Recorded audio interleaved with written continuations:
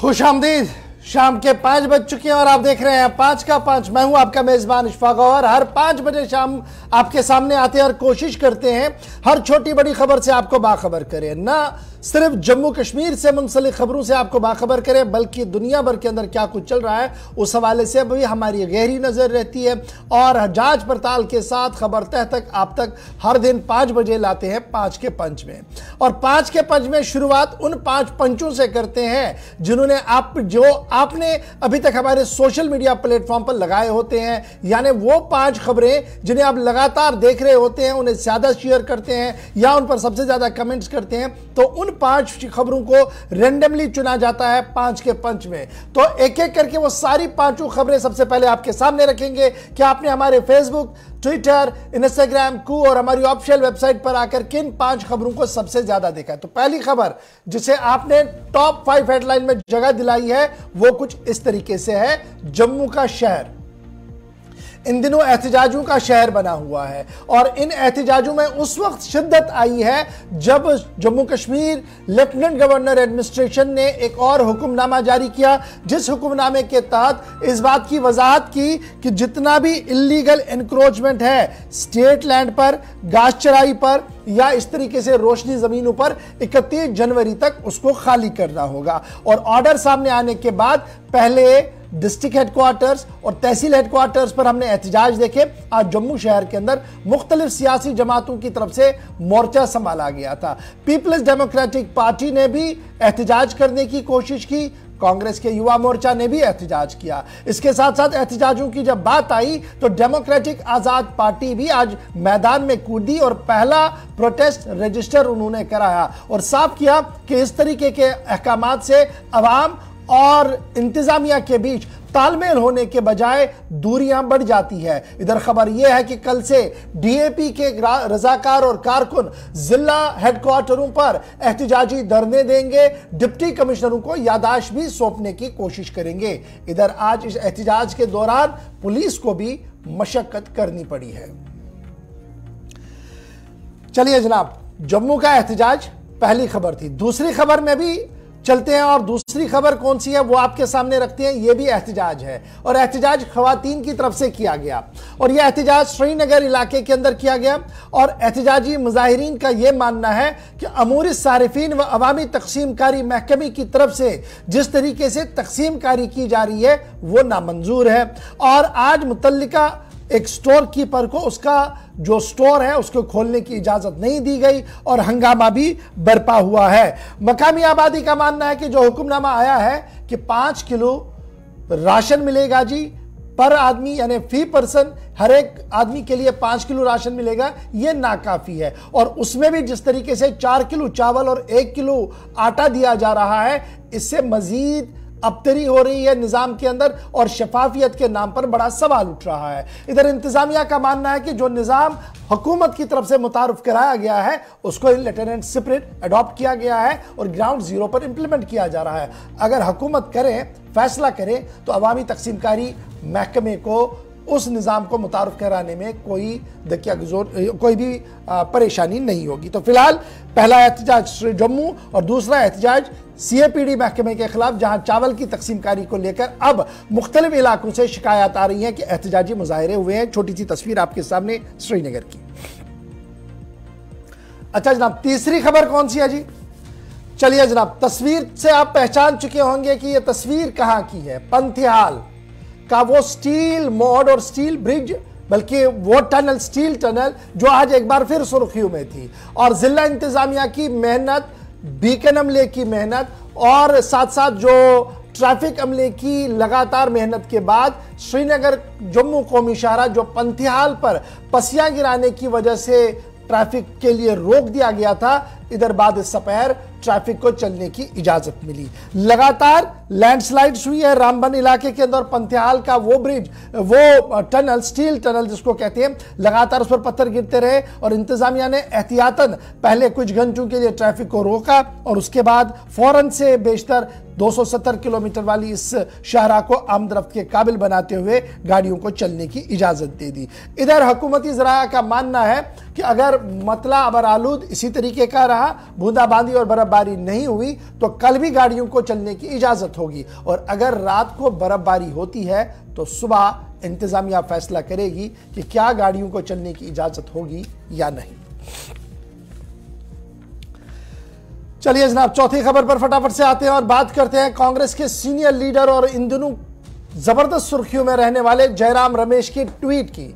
जयराम रमेश की तरफ से ट्वीट किया गया और यह ट्वीट बराह रास्त हमला था गुलाम नबी आजाद की क़ियादत पर और गुलाम नबी आजाद की नव मुंतखबा जमात डेमोक्रेटिक आजाद पार्टी पर, क्योंकि जयराम रमेश ने अपने ट्वीट में इस बात का खुलासा पेश किया है कि आजाद अब आजाद है, यानी पार्टी छोड़कर लोग जा रहे हैं। पहले एक झटका लगा था 17 तारीख को जब लीडर चले गए थे, 17 जनवरी को, और कल चूंकि 17 तारीख और है तो याद रखिएगा कल भी डेमोक्रेटिक आजाद पार्टी से कुछ और लोग निकलेंगे और कल वो डीएपी छोड़कर कांग्रेस में उनकी घर वापसी होगी।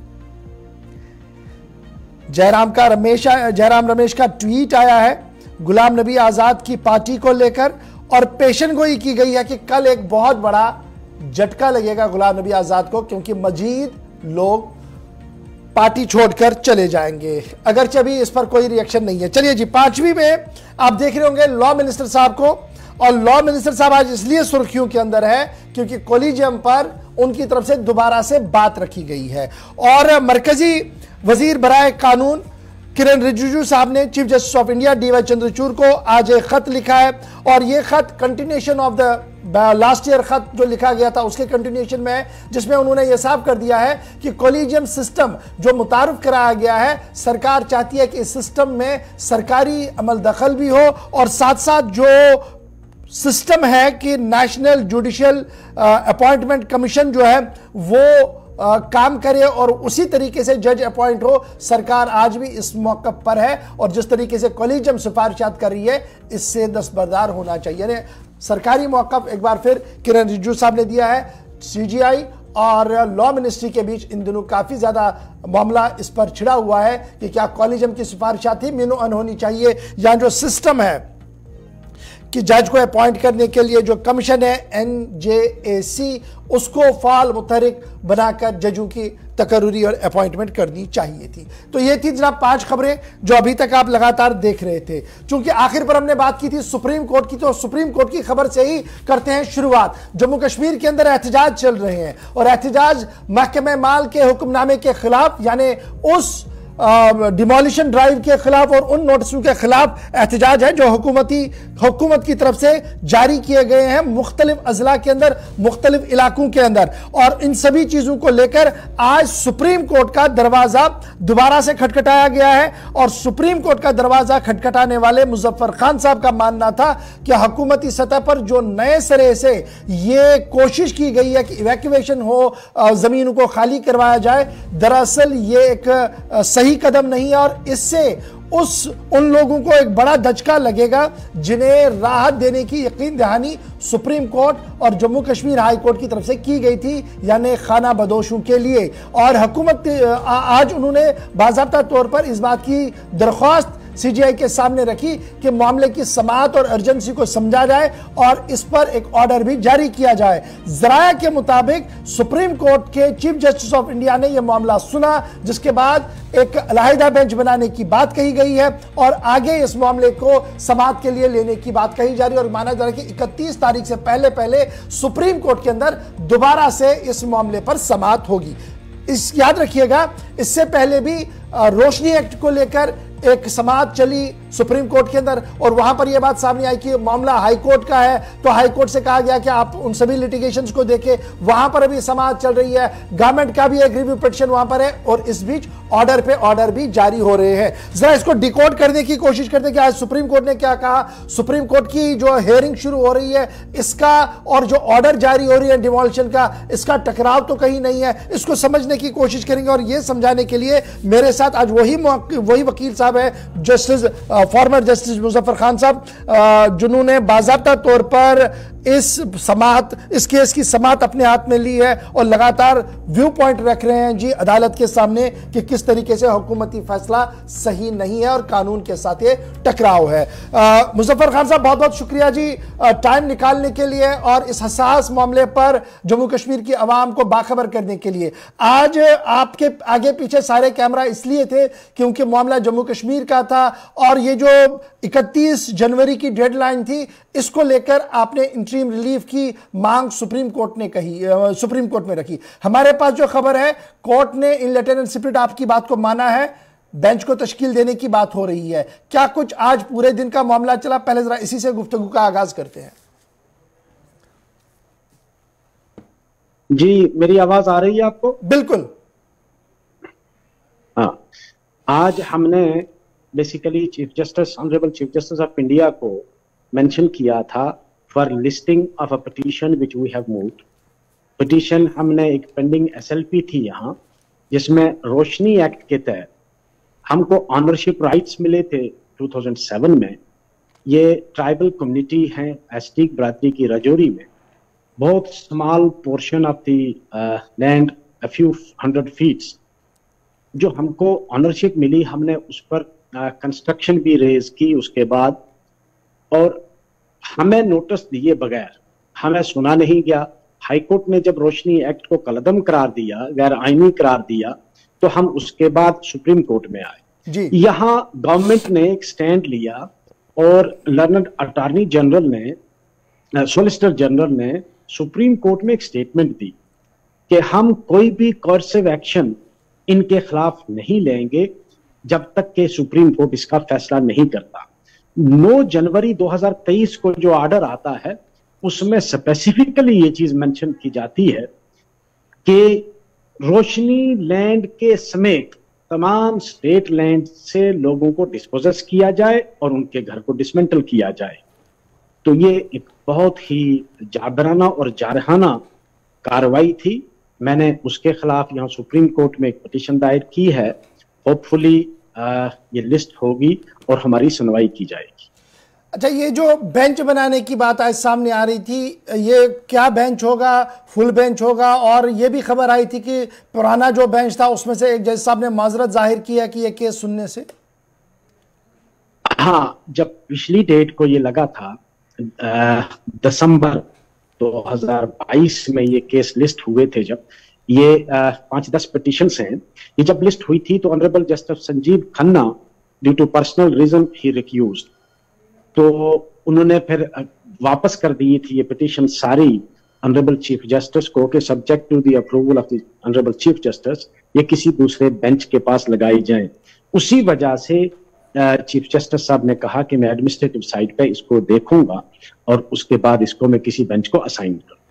अच्छा खान साहब, ये भी आप समझाइएगा, एक तरफ से सुप्रीम कोर्ट में लड़ाई है, एक तरफ से जम्मू कश्मीर लद्दाख हाई कोर्ट के अंदर लड़ाई चल रही है और दूसरी तरफ से एनक्रोचमेंट हटाने की मुहिम भी शिद्दत के साथ जारी हो चुकी है। नोटिसों के बाद डिमोलिशन ड्राइव आज हमने देखा जम्मू के कई इलाकों के अंदर शुरू भी हो गया है। क्या ये मुतनाज़ तो नहीं है, क्या ये टकराव तो नहीं है जुडिशरी और एडमिनिस्ट्रेटिव पार्ट पर? क्योंकि इस तरीके की भी बातें सामने आ रही हैं, तो आप इस पर बेहतर व्यू पॉइंट रख सकते हैं। बिल्कुल गलत है ये। आपने खुद ही रोशनी की जो रिव्यू पिटीशन है, जिसमें government of Jammu and Kashmir ने एक रिव्यू पिटीशन भी फाइल की हुई है, और खुद ही वो कहते हैं कि हम जितने जो स्मॉल होल्डिंग्स हैं, जो बोनाफाइडी लोग हैं, जो लोग पिछले कई सालों से सरकार की जमीन पर थे और रोशनी एक्ट के तहत अगर उनको ऑनरशिप दे दी गई है तो हम उनको एग्जेम्प्ट करेंगे। अभी गवर्नमेंट ने ना तो उस पॉलिसी पर कोई डिसीजन लिया, ना ही रिव्यू कोर्ट ने अभी कोई फैसला सुनाया है। उसी दौरान ये हरदर्मी है और कुछ नहीं है। सरकार को भी इंतजार करना चाहिए था कि रिव्यू का फैसला हो जाए, या जो सुप्रीम कोर्ट में एसएलपीज पेंडिंग हैं पहले उनका फैसला हो जाए, उसके बाद ये कोई कार्रवाई करें। एक तरफ ये खुद ही इन्होंने अश्योरेंस दिया था ऑनरेबल सुप्रीम कोर्ट को, और ये चीज आज हमने बतलाई honourable chief justice of India को कि इसी कोर्ट में लर्नड सॉलिसिटर जनरल ने अश्योर किया था कि जब तक ये पिटीशंस पेंडिंग हैं हम पिटिशनर्स के अगेंस्ट, रादर रोशनी के जितने भी मामलात हैं उनके अगेंस्ट कोई भी कोर्सिव मेजर्स नहीं लेंगे।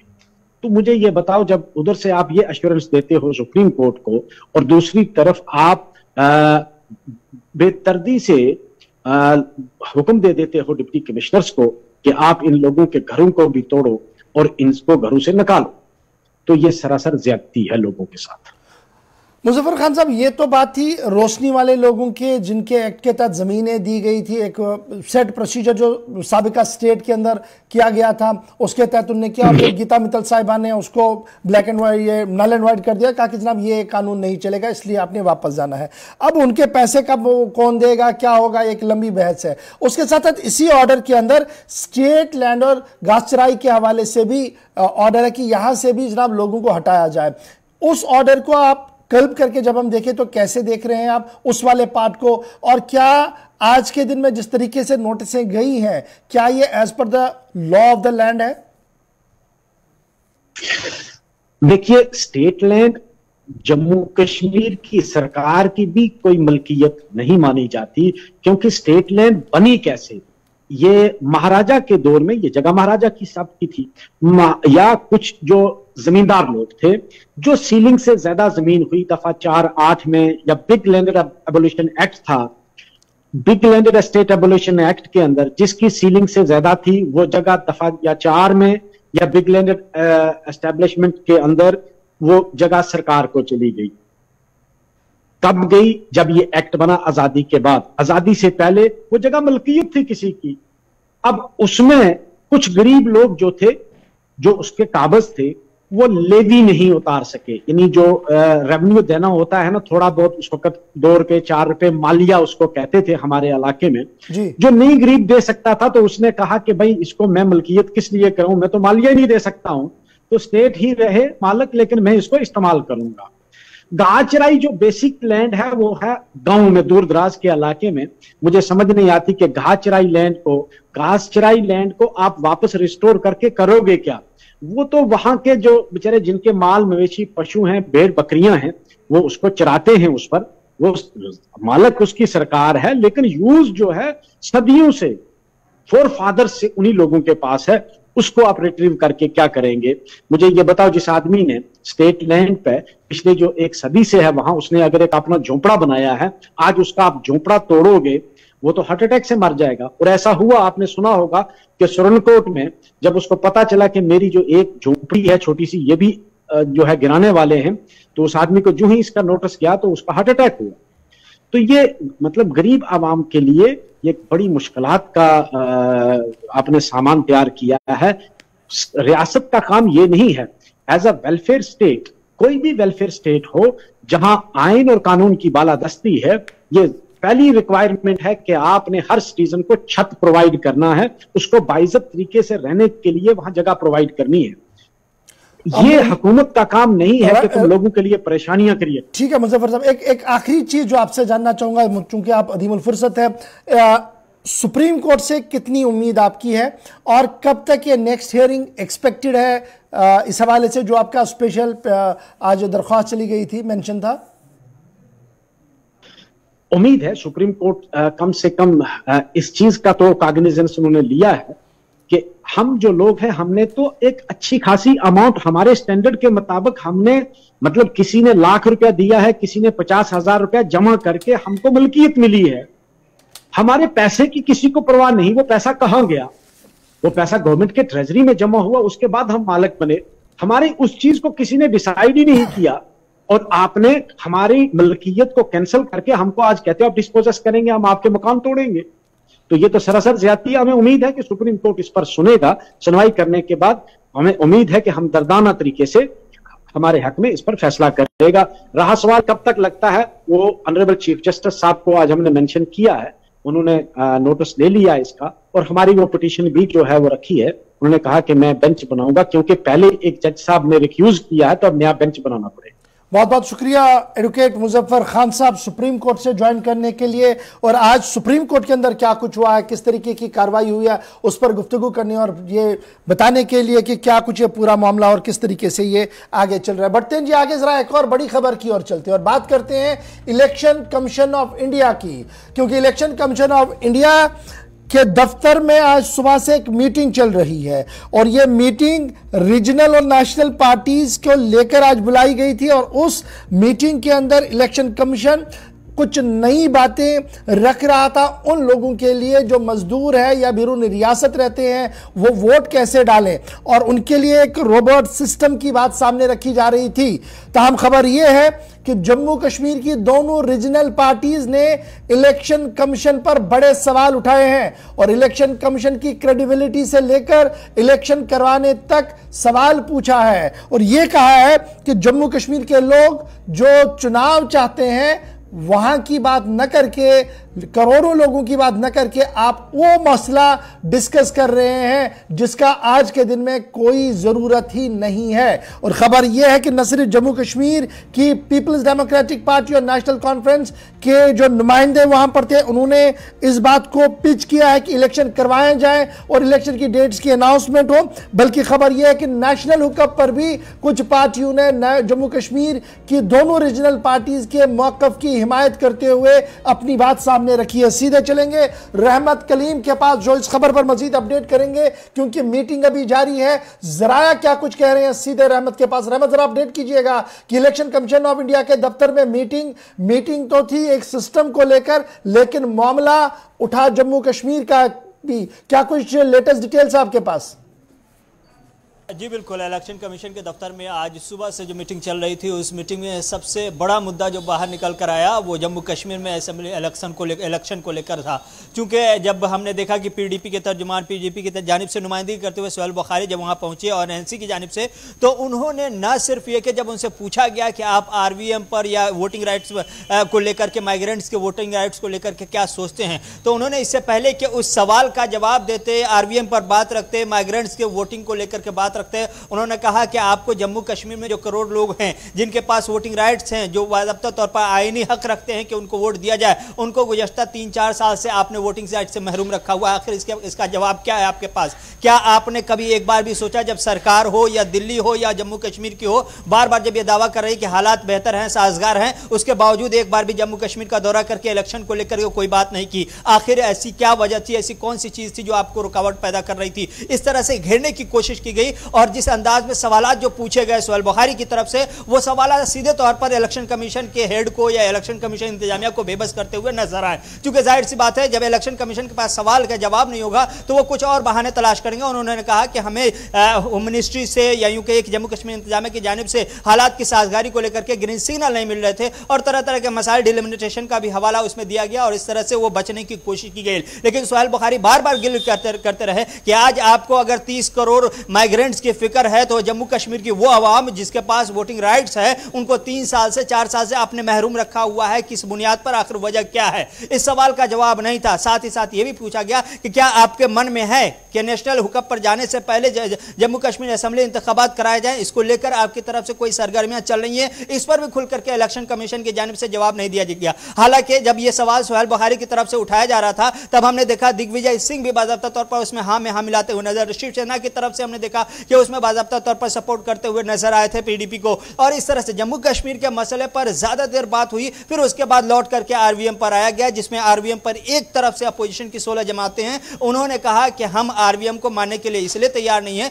क्योंकि ईवीएम पहले ही से मशकूक है। ईवीएम पर जैसे ही मशकूक होने की बात आई, उन्होंने बाज़ाब्ता तौर पर जो पीडीपी के तर्जुमा पीडीपी की नुमाइंदगी कर रहे थे, उन्होंने कहा कि ईवीएम की बात पहले ही मशकूक है, लेकिन उस ईवीएम के सहारे भी क्या जम्मू कश्मीर के अवाम को सोचा गया कि उन्हें वोट देने का मौका दिया जाए? तो ईवीएम पर भी घेरने की कोशिश की गई कि अगर ईवीएम मशकूक है, उस मशकूक आलात से भी अगर आपने एक मरतबा कोशिश की होती कि जम्मू कश्मीर में मुंतखब हुकूमत हो और या उनका जमहूरी हुकूक बहाल हो, उनको जमहूरी राइट्स मिले जो आपकी जिम्मेदारी है, तो फिर हम कुछ कहते हैं। लेकिन आप अपनी आज़ादी और खुद मुख्तारी का दावा करते हैं, लेकिन 3-4 साल में एक बार भी जम्मू कश्मीर में असेंबली इंतखाबात को लेकर आपने संजीदगी का मुजाहरा नहीं किया। कुल मिलाकर ये जो नया निजाम मुतारिफ करना था उसमें 16 जमातें पहले ही हाथ खड़े कर चुकी है। देखना होगा इलेक्शन कमीशन इस पर क्या कुछ मौक़िफ़ सामने रखेगा, लेकिन जम्मू कश्मीर की बाज़गश्त और जम्मू कश्मीर की आवाज़ वहां पर सुनाई देगी। सोहेल बुखारी के साथ हमारे नुमाइंदे ने थोड़ी देर पहले बात की है, जरा फटाफट से उसको भी प्ले कीजिएगा, देखते हैं कि सोहेल क्या कुछ कह रहे हैं।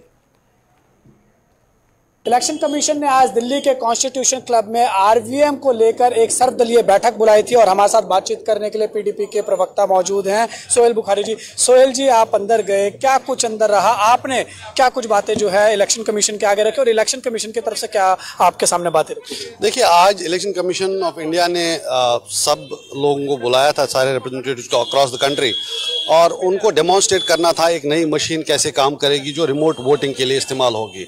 लेकिन जब वहां बैठे और बातचीत का सिलसिला शुरू हुआ तो मेजॉरिटी, शायद एक आध को छोड़ के जितनी भी पॉलिटिकल पार्टीज थी, चाहे वो नेशनल हो या रीजनल हो, पूरे कंट्री की, उन्होंने इस बात पे क्वेश्चंस उठाए और ये कहा कि ये जो मशीन है, ये तो मशीन बाद की बात है कि कैसे एग्जीक्यूट किया जाए। पहले तो हमें आपस में ये डिसाइड करना है कि हम ये रिमोट वोटिंग का प्रोसेस रखना ही है कि नहीं रखना है। वो कैसे होगा, मशीन के थ्रू होगा, किस मशीन के थ्रू, वो तो बात की बात है, अभी यही डिसाइड नहीं हो पाया है। तो इसलिए डेमो वेमो आज आप मत कीजिए।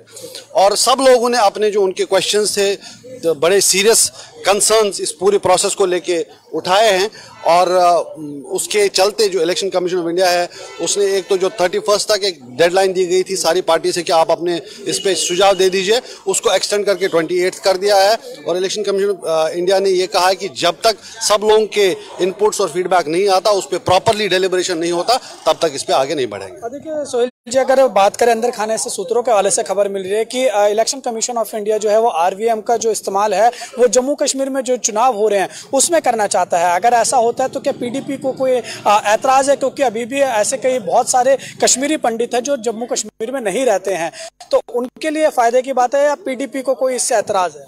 देखिए, जहां तक जम्मू कश्मीर है, ये सिर्फ जम्मू कश्मीर के नाम को शायद बेच के पूरे देश को गुमराह करने की जो पर्टिकुलरली बीजेपी का एक पॉलिसी रहा है, उससे ज्यादा ये और कोई शगुफा नहीं हो सकता। जो हमारे कश्मीरी पंडित हैं, उनको वोटिंग आसान करने के 1000 तरीके हैं जो आज तक इन्होंने नहीं किए हैं। उनको वो एम फॉर्म वगैरह उसकी फैसिलिटेशन करनी चाहिए थी, जो इन्होंने नहीं की है। जहां तक आरवीएम का मसला है, ये इसको लेके काफी सीरियस क्वेश्चंस इन्होंने उठाए हैं। सोहेल बुखारी को आप सुन रहे थे, जहां पर वो बता रहे थे कि फिलहाल मामला ठंडे बस्ते में जा सकता है क्योंकि अभी कोई हतमी फैसला वहां से नहीं हुआ है। बहरहाल बढ़ते हैं जी आगे, बात जरा करते हैं एक और बड़े बयान की, और बयान आया है नेशनल कॉन्फ्रेंस के general secretary, additional general secretary की तरफ से, और इस बयान को इंतहाई मुतनाज़िया बयान माना जा रहा है क्योंकि बयान उड़ी और पुलवामा हमलों को लेकर है। और additional general secretary national conference के जो है डॉक्टर मुस्तफ़ा कमाल, उन्होंने एक बार फिर उंगलियां उठाई है भारत सरकार पर और भारत सरकार की एजेंसियों पर। कहा कि पुलवामा में जो कुछ हुआ वो दरअसल एक सोची समझी साजिश थी एजेंसीज की, गवर्नमेंट ऑफ इंडिया की एजेंसीज का। एक बड़ा विवादित बयान दूसरी बार भी नेशनल कॉन्फ्रेंस के सीनियर मोस्ट लीडर की तरफ से दिया गया है और सीधी उंगलियां एजेंसीज पर उठाई गई हैं, गवर्नमेंट ऑफ इंडिया पर उठाई गई और कहा गया कि इस खून से इलेक्शन को जीतने और मुल्क के अंदर नफरत पैदा करने की कोशिश की गई है। क्या कुछ कहा, फटाफट से जरा इसको सुन लेते हैं। वो तो बात करीब करीब अब स्पष्ट हो गई है कि वो प्लान था गवर्नमेंट का, चाहे वो डिफेंस हो चाहे वो कोई और हो, गवर्नमेंट ऑफ इंडिया का। और एक उनकी तस्वीरें भी नहीं देखी, उनकी लाशें भी नहीं देखी, और ये बात स्पष्ट हो गई है कि वो जितने भी वो मरे 30-40 वो शेड्यूल कास्ट थे। चलिए, ये आम राय है कि वो अग्रवाद उसमें इन्वॉल्व नहीं है, ये इनने अंदरूनी मामला है। तो बदकिस्मती है कि इससे ये चीज़ें होनी और फिर मंजर आम पे है ही नहीं कहीं। इसके बारे में जो हमारी फ़ौज है, 5वीं सबसे बड़ी फ़ौज दुनिया में है, आला फ़ौज है, इनके बाद दयानतदार और ईमानदार सिपाहियों की और अफसरों की कमी नहीं है। तो तो ये चीज़ें अभी क्लैरिफाई नहीं हुई हैं। फिर ट्रूथ एंड रिकन्सिलिएशन कमीशन हमने बहुत दफ़ा, हमारी तंजीम ने, बिलखुसूस डॉक्टर फारूक अब्दुल्ला ने, जो सदर हैं हमारी तंजीम के, कि सच्चाई और मफाहमत का commission, truth and reconciliation commission कायम किया जाए। ख़ास करके जो मिलिटेंसी हुई है 90 से ज़ोर शोर से, और कोई इलाका है नहीं है जो इसके असर में नहीं आया, वो भी नहीं आज तक हो रहा है। सो जब तक ये चीज़ें क्लियर नहीं होती हैं, पुलवामा अटैक में जी, ये मैं किसी से बात भी कर रहा था कुछ दिन पहले, वो भी शेड्यूल कास्ट से ताल्लुक़ रखता है, मैं भूल गया था ये। उसी ने कहा जी ये जो हमारी इंफॉर्मेशन है वो करीब करीब सारे शेड्यूल कास्ट है। ये रहा इस पे, और ये मुखलिस नहीं है, आग लगाई हुई है जिसने भी लगाई।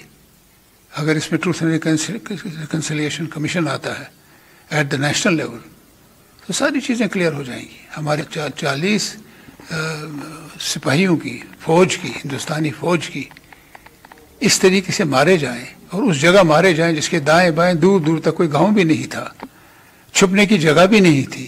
कोई जंगल होता, दरख्तों के बीच में भाग जाता, गांव होता, बस्ती होती, गली कोचों में से निकल के भाग जाता, वहाँ बिल्कुल कुछ नहीं था।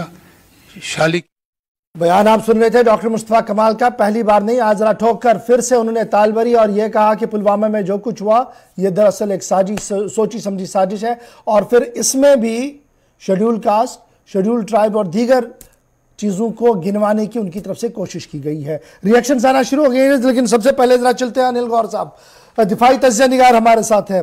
अनिल गौर साहब, बयान आपने सुना होगा जी, एडिशनल जनरल सेक्रेटरी हैं एक बड़ी जमात के, नेशनल कॉन्फ्रेंस के, फारूक अब्दुल्ला साहब के भाई भी हैं, ऐसे बड़बोले बयानों के लिए काफ़ी मशहूर भी है।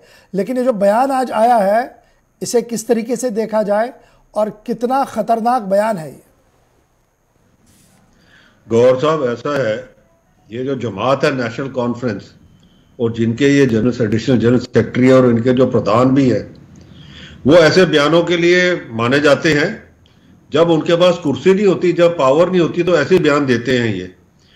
मैं तो ये एक हास्य मजाक का बयान समझता हूं कि जिसका सिर पैर ही नहीं है।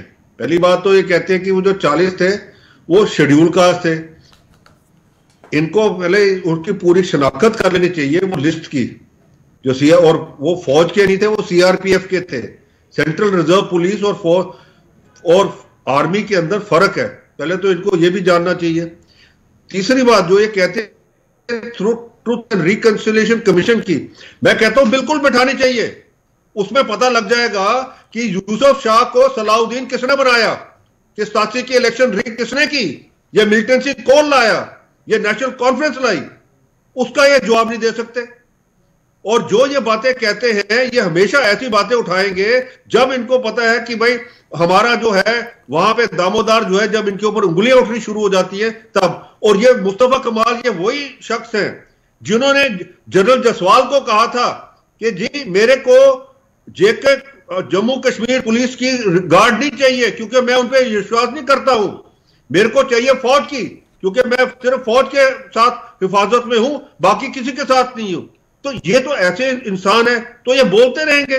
तो मेरे को लगता है इनकी जब बातों के ऊपर ना ज्यादा गौर नहीं करना चाहिए, बल्कि इनको तो इनकी जो बयान है इनको तो दिखाना भी नहीं चाहिए ये, क्योंकि ये चाहते हैं कि ऐसे बयान देके ये लाइमलाइट में इंटीग्रिटी पर सवाल उठाना, फौज पर या सिक्योरिटी एजेंसीज पर सवाल उठाना, और ये कहना कि जनाब ये देश के अंदर सिर्फ इसलिए किया जा रहा है क्योंकि इलेक्शंस होते हैं। और नहीं, एक और चीज जो बड़ी बड़ी इन्होंने बात की कि ये साजिश है, किसकी साजिश है? ये गवर्नमेंट ऑफ इंडिया की। आप मेरे को बताइए, एक सुसाइड बॉम्बर वहां पे जाके उसने किया, उसकी सारी चीजें सामने आई हैं। ये इसके साथ में वो एक दूसरी जमात है पीडीपी की, वो भी ऐसी बातें करते हैं, और उनका जो खास जो उनका यूथ आइकॉन था, जो उनका राइट हैंड एड था, वो अभी तक परे अभी भी अंदर है, उसको जमानत नहीं मिल रही हाई कोर्ट से, क्योंकि वो जब बुरहान वानी के जब किस्सा हुआ उसके अंदर वो पाया गया कि उसी ने पैसे दिए लोगों से, सारे भड़काऊ चीजें की हैं। तो मैं तो कहता हूं ट्रूथ एंड रिकन्सिलिएशन कमीशन बिल्कुल बैठना चाहिए, ताकि अनिल गौर साहब, मैं दोबारा आपके पास लौटूंगा। मेरे साथ अल्ताफ ठाकुर साहब भी हैं, भारतीय जनता पार्टी के तर्जुमान भी हैं जम्मू कश्मीर से। बहुत शुक्रिया अल्ताफ साहब ज्वाइन करने के लिए। एडिशनल जनरल सेक्रेटरी है नेशनल कॉन्फ्रेंस के फारूक अब्दुल्ला साहब के भाई है, साबिक वजीर है, कानूनी दावपेच भी जानते हैं और सियासत के अंदर किस तरीके से बयान दिए जाते हैं काफ़ी माहिर है। लेकिन ये जो बयान है, क्या ये सिर्फ सियासत है या सियासत के अंदर कुछ और चीज़ें भी आपको नजर आ रही हैं जो इंतहाई खतरनाक भी हो सकती हैं? देखिए, बहुत खतरनाक बयान है ये। डॉक्टर मुस्तफा कमाल साहब का बयान नहीं, ये नेशनल कॉन्फ्रेंस की सोच है। नेशनल कॉन्फ्रेंस क्या सोचती है देश की आर्मी के लिए, और नेशनल कॉन्फ्रेंस के जरिए अब मुस्तफा कमाल साहब भारत की एकता, भारत की अखंडता और भारत की उस फौज के उंगली उठा रहे हैं जिसके साये में मुस्तफा कमाल, डॉक्टर फारूक साहब और उमर साहब 24 घंटे रहते हैं। आपको ये नई कोई बात नहीं है कि जो पाकिस्तानी प्राइम नेशनल कॉन्फ्रेंस के लिए वो कोई नई बात नहीं है। मैं आपको एक पुराना किस्सा याद आपको दिलाता हूं। देखिए, जब जुल्फकार अली भुट्टो साहब की फांसी पाकिस्तान में हुई, रिएक्शन पाकिस्तान में नहीं होनी चाहिए थी, लेकिन रिएक्शन कहां हुई? रिएक्शन जम्मू कश्मीर में हुई, क्योंकि यहां नेशनल कॉन्फ्रेंस की गवर्नमेंट थी। यहां लोगों के घर उन्होंने जलाए, यहां कुरान शरीफ उन्होंने जलाया, यहां उन्होंने इस्लामी दरगाहें जलाए। ये पाकिस्तान के दोस्त है, पाकिस्तान को किसी न किसी तरीके से मदद करना चाहते थे, इसलिए इन्होंने देश की इस सिक्योरिटी फोर्सेस, देश की आर्मी पे उंगली उठाई और पाकिस्तान की दहशतगर्दी जो पिछले 32 सालों से जम्मू कश्मीर में चल रही है, चाहे लश्कर तैयबा हो, चाहे जैश मोहम्मद हो, चाहे हिजबुल मुजाहिदीन हो, सलाहदीन हो, उसको भी यही बनाने वाले हैं। लेकिन इनको पाकिस्तान की दहशतगर्दी दिखाई नहीं देती है। इनको सिर्फ भारत की फौज, भारत की एकता, भारत की अखंडता पे उंगली उठाने के लिए ये एक ना एक तरीके से हमेशा वार करते। और मैं जी कंटिन्यू करें सर, कंक्लूड करें अपनी बात को। देखिए, ये एक नेशनल कॉन्फ्रेंस की तरफ से एक नई पॉलिसी है। मैं इसको मुस्तफा कमाल साहब का जाती बयान नहीं, इलेक्शन आने वाले हैं, इलेक्शन के लिए ये नेशनल कॉन्फ्रेंस का एक ट्रेंड हो सकता है, एक पॉलिसी हो सकती है कि देश की सिक्योरिटी पे उंगली उठाओ, देश की एजेंसी पे उंगली उठाता। मुस्तफा कमाल साहब 44 जवान हमारे शहीद हुए लधपुरा में, और आप उन शहीदों की शहादत पे उंगली उठा रहे, आप तौहीन कर रहे हैं उन शहीदों को। आपको पीएसए के अंडर बुक करना चाहिए। गौर साहब, अल्ताफ साहब मैं आऊंगा दोबारा। अनिल गौर साहब, बड़ा इंपॉर्टेंट है, हम देख रहे हैं कि जब भी कोई आदमी सोशल मीडिया पर इस तरीके के कमेंट्स लिखता है तो तुरंत पुलिस हरकत में आती है। लेकिन जब कोई पॉलिटिशियन स्टेटमेंट देता है और वो पॉलिसी स्टेटमेंट होता है, उससे लॉ एंड ऑर्डर डिरेल हो सकता है, उससे 10 तरह की चीजें और होती है, लेकिन उस पर काफी लैतुलैल से काम लिया जाता है। बड़ी पेशरफ्त नहीं होती है उतनी तेज जितना हम सिविलियन के खिलाफ देखते हैं। ऐसा क्यों आपको लग रहा है? ये दोहराई जिस तरीके से चल रही है, इवन कि अगर स्टेटमेंट ऑन ईयर है, इसके बाद ऑफिशियल स्टैंड भी होना चाहिए था एडमिनिस्ट्रेटिव पार्ट पर कि हमने इसका कॉग्निजेंस लिया, क्या किया क्या नहीं किया। ऐसी जो खामोशी होती है, क्या इससे और ज्यादा बयानात आते हैं फिर? गौर साहब, ऐसा है कि आपकी बात बिल्कुल दुरुस्त है। ये पॉलिटिशियंस के जो बयान है, ये भी अब ये नेता बैठे हैं बीजेपी के, जो इनके बयान होते हैं ना, वो सिर्फ अपने एक मुफाद के लिए होते हैं। वो सिर्फ चाहते हैं कि भाई अब वो उसी हिसाब से देखते हैं कि अच्छा अब इलेक्शन आने वाली है तो हम ये बयान देंगे तो उसके अंदर ये हमें फायदा होगा। इधर आगे क्या होगा, बीच में जातियों के बीच में, लोगों के बीच में, उसके देश की अखंडता के बीच में, उससे उनको कोई मतलब नहीं। उनको मतलब सिर्फ अपनी कुर्सी से है। वो जो उनकी शॉर्ट साइटेडनेस है, आज हमारा देश, इसीलिए मैं कहूंगा कि हम 75 सालों में अभी तक हमारा देश जो है ये बटा हुआ है उसी हिसाब से। आप किसी भी कोने में चले जाइए, हमारे जितने जो 29 स्टेट्स हैं हमारे, आप उनको देख लीजिए, उसके अंदर यही चल रहा है सारी जगह। और अफसोस की बात यह, आपकी बात बिल्कुल दुरुस्त है। मैं कहता हूं क्यों नहीं कॉग्निजेंस लेके इनके खिलाफ FIR दर्ज की जाए और इनको अंदर किया जाए। एक दूसरी बात, अब ये एक और चीज है हमारे, देखिए लॉ के अंदर ये है कि जब तक एक आदमी प्रूवन गिल्टी नहीं होता तब तक उसके खिलाफ कार्रवाई नहीं हो सकती। अब हमारा देश का कानून इतना अच्छा है कि वो उसकी ट्रायल जो है ना वो 50 साल लग जाएंगे, पर वो उसके जब तक उसका नतीजा आएगा तब तक वो बेचारा मर भी जाएगा, सब कुछ होगा, उसके बाद में उसका नतीजा आएगा। क्यों नहीं हमारा, जैसे कि बाहर के मुल्कों में है, आप अमेरिका देख लीजिए, हम दूसरे मुल्कों की बात करते हैं, 3 महीने के अंदर एक केस जो है वो पूरा डिसाइड होता है कि भाई इसने ये किया है, इसको सजा होनी है। वहां पॉलिटिशियन जो है ऐसे बयान जब देते हैं उनके खिलाफ वो रेजिग्नेशन भी साथ में देते हैं और कहते हैं भाई गलती होगी मेरे से। ऑस्ट्रेलिया के अंदर वाइस प्रेसिडेंट जो उनके थे, मैं वाइस प्रीमियर जो थे, मेरे को याद है, मैं उस टाइम ऑस्ट्रेलिया में था, उनके वाइस प्रीमियर ने एक बयान दे दिया पुलिस के खिलाफ, और दूसरे दिन उनका रेजिग्नेशन आ गया। उन्होंने अपोलोजाइज किया कि नहीं, मेरे को यह बयान नहीं देना चाहिए था, मैं इसको अपनी रेजिग्नेशन देता हूं। पर हमारे देश के जो पॉलिटिशियंस हैं, माफ करना, वो बिल्कुल वो कहते हैं ना, कच्चे के खाल है, उनको कुछ असर नहीं होता, उनको सिर्फ ये दिखता है कि भाई मेरी कहां से कुर्सी बचेगी, बस ठीक है, बाकी और कुछ नहीं। आज अल्ताफ साहब सिर्फ बयान देने से मैं देख रहा हूं कि आपका भी एक बयान आया है इस वक्त, और आपने भी मुस्तफा कमाल को बुक करने की बात कही और इंटरनेशनल कमेंट जो इन्होंने दिए हैं उसके खिलाफ कार्रवाई हो, आपकी तरफ से स्टेटमेंट आ गया है। लेकिन सवाल ये है कि सिर्फ स्टेटमेंट्स देने से क्या मामला हल होगा, या एक सेट लाइन होनी चाहिए एक उस आदमी के लिए जिसने कभी 4 साल 5 साल पहले 8 साल पहले फेसबुक पर कुछ लिखा था, आज उसको सजा मिल रही है, और कमाल साहब हर दिन बयान दें, सजा ना मिले। ये एक ही रियासत में 2 कानून जो हो जब चलेंगे तो आपकी क्रेडिबिलिटी, आपकी जमात की क्रेडिबिलिटी पर भी सवाल है। फिर देखिए गवर साहब, ऐसी बात नहीं है, कानून सबके लिए बराबर है, चाहे वो नेशनल कॉन्फ्रेंस का कितना भी बड़ा नेता हो, खानदानी राज का कितना भी बड़ा नेता हो, देश के खिलाफ जो उंगली उठाएगा उसके खिलाफ कार्रवाई की जाएगी। कोई एफआईआर करे ना करे, गवर्नमेंट इस पे कोई कार्रवाई करे ना करे, कल अभी इसका स्टेटमेंट आया, कल भारतीय जनता पार्टी इसके खिलाफ एफआईआर करेगी, बाज़ाब्ता कल वो पुलिस स्टेशन जाके इसके खिलाफ एफआईआर करेगी, क्योंकि इसने शहीदों की शहादत पे उंगली उठाई, इसने यहां की फौज पे उंगली उठाई है, जिन्होंने जम्मू कश्मीर को आतंकियों से साफ किया, जिन्होंने जम्मू कश्मीर को पाकिस्तान से बचाया, और जिन्होंने जम्मू कश्मीर में लोगों की खिदमत की। और आज मुस्तफा साहब चाहे जम्मू में बैठे हो चाहे कश्मीर में बैठे हो, मुस्तफा साहब आप उस भगोड़े जमात के हो, जब यहां मिलिटेंसी उठी तो आपके जो डॉक्टर फारूक साहब वो यहां से चल बसे, और आज जब वापस आए तो यही फौज आपकी हिफाजत करी है, और इसी फौज में आप उंगली उठा रहे हो, इन्हीं एजेंसियों पे आप उंगली उठा रहे हो। आपके खिलाफ एफआईआर किया जाएगा, वो भी एक जगह नहीं, जितने भी हमारे डिस्ट्रिक्ट है सब जगह आपके खिलाफ एफआईआर दर्ज किया जाएगा। बहुत बहुत शुक्रिया जी अनिल गौर साहब और अल्ताफ ठाकुर साहब आपका ज्वाइन करने के लिए और मुख्तसर सी बात रखने के लिए कि जनाब बयान जो है ये सही नहीं है, इसके पीछे के हकाइक कुछ अलग है, मुस्तफा साहब ने इसको किसी और अंदाज में बयान किया है, और इस पर जो सियासत चल रही है वो यही है कि अगर और किसी ने कहा होता तो शायद अभी तक पुलिस एक्शन हुआ होता, लेकिन बड़े पॉलिटिशियन है, शायद लय से काम लिया जाएगा। फिलहाल 5 के 5 में मेरे साथ बस इतना ही, आप बने रहेंगे हमारे साथ, खबरों तज्जिया और तबसरे का सिलसिला लगातार जारी रहेगा। छोटा सा ब्रेक, और ब्रेक के फौरन बाद ग्राउंड रिपोर्ट।